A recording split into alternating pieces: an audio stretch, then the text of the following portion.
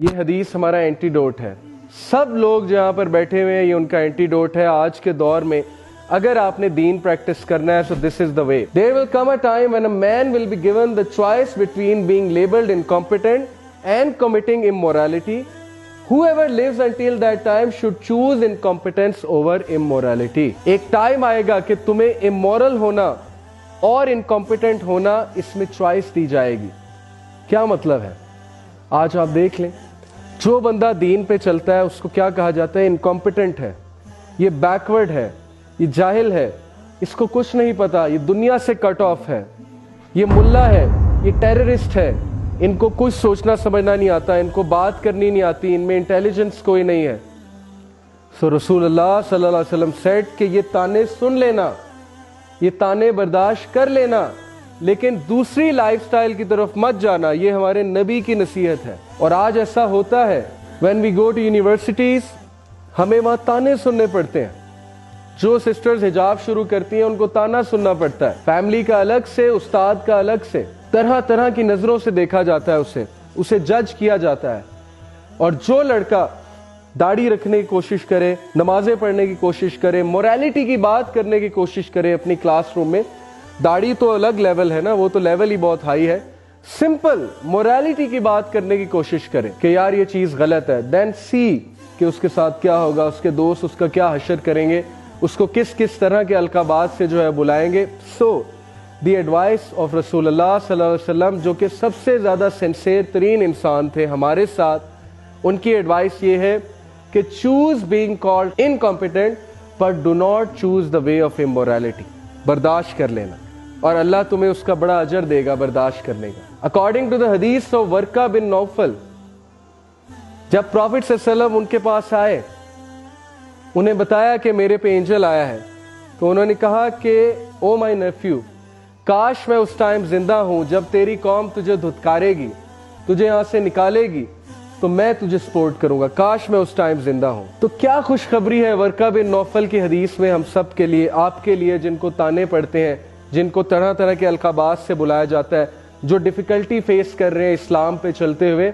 ان کے لیے خوشخبری یہ ہے جس طرح نبیوں کو دکھ دیا گیا اسی طرح تمہیں بھی دکھ دیا جائے گا، کیونکہ نبی اللہ کے سب سے پسندیدہ بندے تھے، حق کی بات کرتے تھے، سچ کی لڑائی لڑتے تھے، اور انہیں دکھ دیا گیا، انہیں تنگ کیا گیا، انہیں تانے دیے گئے اور فیملی والوں کی طرف سے دیے گئے. تو یہ تمہارے لیے خوشخبری ہے، اصل میں تمہارے لیے بشارت ہے کہ تمہیں بھی دکھ دیا جا رہا ہے. اور کس لیے دیا جا رہا ہے؟ کیونکہ تم نے کہا ہے لا الہ الا اللہ، کہ میں اگر سر جھکاؤں گا تو اللہ کے آگے جھکاؤں گا، اگر میں مانوں گا تو اللہ کی مانوں گا. So that is a good tiding for all of you. اور آج کا جو دور ہے when everything is grey، ہر چیز گرے ہے، اوکے، بلیک اینڈ وائٹ والا دور، جب بلیک بڑا ایویڈنٹ تھا، وائٹ بڑا ایویڈنٹ تھا، ہم سب کو پتا تھا یہ برائی ہے یہ اچھائی ہے. آج گرے ایریاز بہت زیادہ ہیں. آر یوتھ آر کنفیوز، یار حلال کیا ہے، حرام کیا ہے، پتہ نہیں اس کی کیا رولنگ ہے، اس کی کیا رولنگ ہے، پتہ نہیں حجاب کرنا بھی چاہیے کہ نہیں کرنا چاہیے، پتہ نہیں نمازوں، آپ تو نمازیں بھی چیلنج ہو گئی کہ پتہ نہیں نمازیں بھی پڑھنی چاہیے کہ نہیں پڑھنی چاہیے. سو گرے ایریاز میں let me give you a tip. If you want to be safe in this world full of grey areas then be the one like Siddiq Akbar. آپ صدیق اکبر کے لیول تک تو شاید نہیں جا سکتے، ابو بکر صدیق رضی اللہ عنہ کے لیول پہ، لیکن آپ ان کو اس حد تک تو ایمولیٹ کر سکتے ہیں نا. ابو جہل آیا صدیق اکبر صلی اللہ عنہ کے پاس، اس نے کہا کہ واٹ اف میں تمہیں بتاؤں کہ ایک شخص گھوڑے پہ بیٹھ کے ایک رات میں مکہ سے یروشلم چلا گیا ہے تو تم کیا کہو گے؟ تو ابو بکر صدیق نے کہا کون ہے وہ شخص؟ تو ابو جہل نے کہا یور فرینڈ، یور کمپینین محمد صلی اللہ علیہ وسلم. تو ابو بکر نے کہا بالکل سچ ہے. without saying anything he said 100% true. So if you want to be Siddiq Akbar or at least reach that level, then stand up and say کہ بالکل سچ ہے. سمجھ آئے یا نہ آئے، میرے نبی کی حدیث آ گئی، قرآن کی آیت آ گئی، میں گواہی دیتا ہوں. I will stand, I will support it, I will protect it, I will actually argue کہ یہ بالکل سچ بات ہے، بالکل حق بات ہے. اور یاد رکھیں کہ ایسے لوگ، سورہ یاسین میں ایک ایسے شخص کا تذکرہ ہے جس نے کچھ نہیں کیا، all he said was कि O my nation, follow the prophets who say the truth. That's all he said. उसकी नेशन ने उसे कत्ल कर दिया, मार दिया, और अल्लाह ने कहा क़ील उद्खुलिल जन्नह, उस बंदे को मैंने जन्नत में दाखिल किया। और जन्नत में दाखिल होते ही उसने कहा कि हाय मेरे अल्लाह ने मुझे छोटी सी बात पे कितना बड़ा रिवॉर्ड दे दिया। छोटी सी बात थी। ऑल ही सेड इज कि profits are truthful. Musab bin Umair, the young सहाबी, जिनका परफ्यूम बहुत मशहूर था, जिनके कपड़े बहुत मशहूर थे, जो ब्रांडेड क्लोथ्स पहनते थे उस दौर के, और जंगे ओहद में जब वो शहीद हुए तो सहाबा रो रहे थे उनकी हालत देख के कि उनको कफन में असर नहीं था पूरा। फेस कवर करते थे तो टांगे नंगी हो जाती थी, टांगे कवर करते थे तो फेस जो है उससे कपड़ा हट जाता था। ये है मुसअब बिन उमैर रज़ी अल्लाह ताला अन्हु।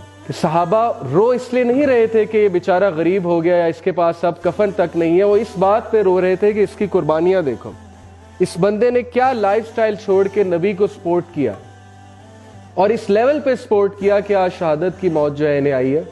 इट डजेंट मीन कि हम ब्रांड्स छोड़ दें, इट डजेंट मीन हम अच्छे कपड़े पहनना छोड़ दें, लेकिन आपको बताने का मकसद ये है कि सहाबा की कुर्बानियां आप चेक करें, किस लेवल की उन्होंने कुर्बानियां दी हैं।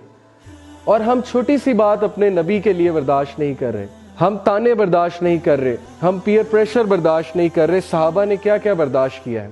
और है कोई साद बिन मुआज रजी अल्लाह ताला अन्हु, the man who shook the throne of अल्लाह सुब्हानहू व तआला, वो शख्स जिसने अल्लाह का अर्श हिला दिया, साद बिन मुआज रजी अल्लाह ताला अन्हु। प्रॉफिट सल्लल्लाहु अलैहि वसल्लम सेड कि साद की मौत ने अल्लाह के अर्श को हिला दिया। आज हमारा सेलिब्रिटी कौन है? आज कौन है हमारा रोल मॉडल? कौन है हमारा आइडियल? वो जो हमें जानता भी नहीं। हमारी यूथ का रोल मॉडल मेसी है, रोनाल्डो है, जो उसे जानता भी नहीं है, जो उसकी हेल्प भी नहीं करेगा अगर रियल लाइफ में कभी मुलाकात हो जाती है, जो उसकी सिफारिश नहीं करेगा डे ऑफ जजमेंट में। Why are our role models not people like Saad bin Muaz, the man who shook the throne of Almighty Allah? आज मैं आपको कहूं कि एक बंदा है जिसने व्हाइट हाउस को शेक कर दिया, तो आपकी तवज्जो फौरन जाएगी कौन है जिसने अमेरिका को शेक कर दिया, क्योंकि अमेरिका सुपर पावर है। सो I am telling you about a man who shook the throne of almighty Allah. And why, क्यों अल्लाह का अर्श लर्जाया, क्यों लर्जा अल्लाह सुब्हानहू व तआला का अर्श? Because Saad bin Muaz was one of the Ansar, he was the chief of his tribe, और उनकी इतनी खिदमात है इस्लाम के लिए। He is one of those people जिन्होंने अपने घर को तकसीम किया, जिन्होंने अपने घर के ज़मीनों के हिस्से को तकसीम किया, मुहाजिरीन को दिया, जिन्होंने अपनी वेल्थ को तकसीम किया, प्रॉपर्टी को तकसीम किया, इस्लाम के लिए इतनी कुर्बानियाँ दी कि आप सोच नहीं सकते। ये लोग हमारे आइडियल्स होने चाहिए आज के दौर में। So you people should be like this, तभी चेंज आएगी। अगर हम घरों में बैठे रहेंगे, अगर हम कंफर्ट जोन में बैठे रहेंगे, अगर हम टाइम नहीं निकालेंगे, सोसाइटी के लिए कुछ नहीं करेंगे, तो कोई चेंज नहीं आने वाली।